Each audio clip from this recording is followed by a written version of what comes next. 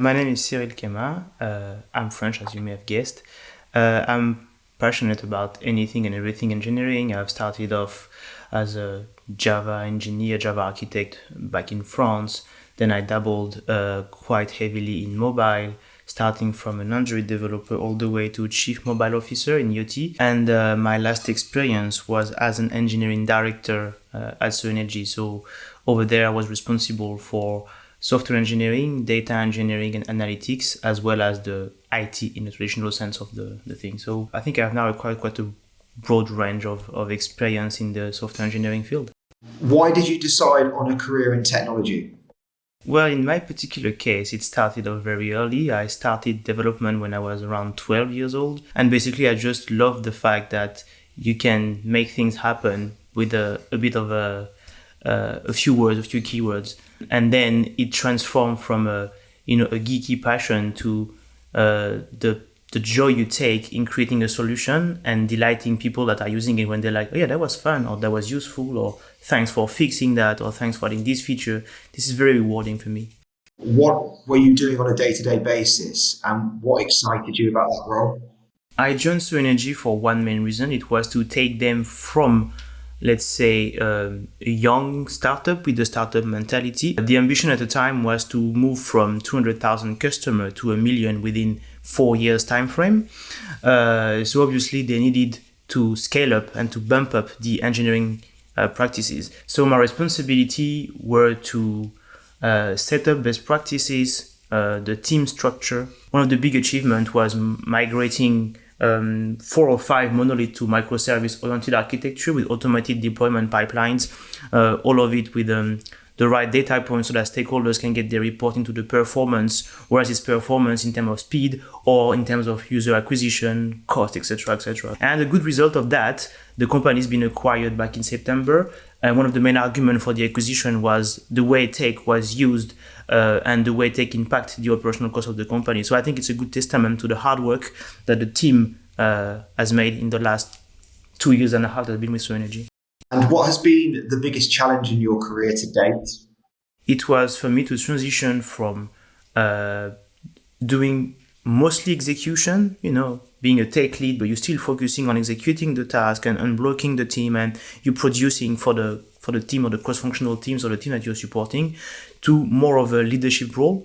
I think that was quite tough because you have to come at peace with letting go what you like, but for good reason, because now I like what I do even more. But when you transition from, I'm doing 70, 80% of technical productive tasks to I'm going to be doing the other way around in terms of ratio, it was a little bit difficult. What has been your biggest achievement to date? I think number one would be in my previous experience where I started off being the very first employee. I was prototyping during the weekend whilst having another job, went all the way to a mobile application, downloading tens of millions of times and used across the planet. It's pretty huge in terms of reach. So they are pretty equivalent in terms of experience, but they resonate with me differently because it's not the same style of achievement. One is the reach in customers and people have managed to use this application and do what the application was supposed to be done for many, many years now. And there's another way where different type of stakeholders that are not necessarily expert in software engineering sees the value in the support that the function has brought to the business. What new technology are you most excited about? Without the shadow of a doubt, that would be Web3 or crypto or whatever the people wants to name it nowadays. I think it's a paradigm shift in the way we use technology, in the way it can empower people to own things in the way they couldn't. And I'm not talking about owning a picture, as you may have heard about NFTs. I'm talking about eventually maybe owning a fraction of a property and getting reward for it.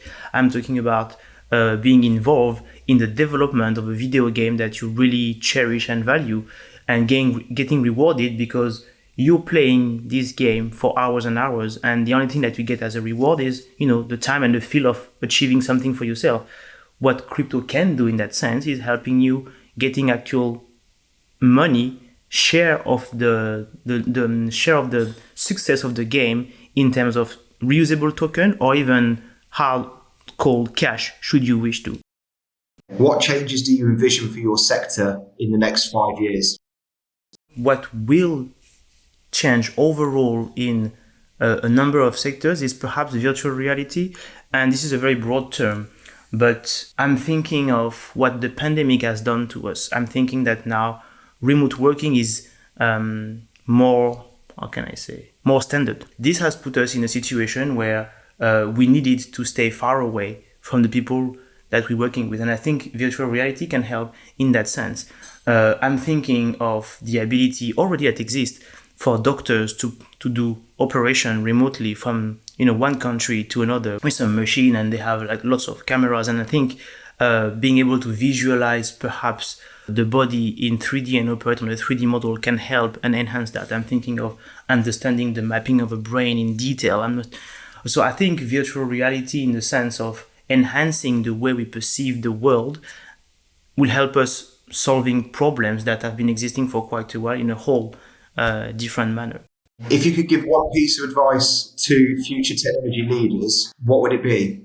What, in my humble opinion, makes a great engineer is not that you know how to use this new fancy framework that is the new kid on the block. For me, the foundation is understanding software engineering, understanding the basics, understanding what programming means, understanding the reach of software engineering, that the software is not just the task that you've been doing. There is deployment, there is testing, there is infrastructure, there is product, design, automated tests. All those things are, for me, extremely important. If you have the foundation right, you don't care about the language, you don't care about the company, you'll be able to read through it, because it's always the same thing applied with a different shade. What makes great engineers at the end of the day are not the ones that are expert in one language, they are the one that understands a little bit more the end-to-end journey of delivering a piece of software and maintaining it as well.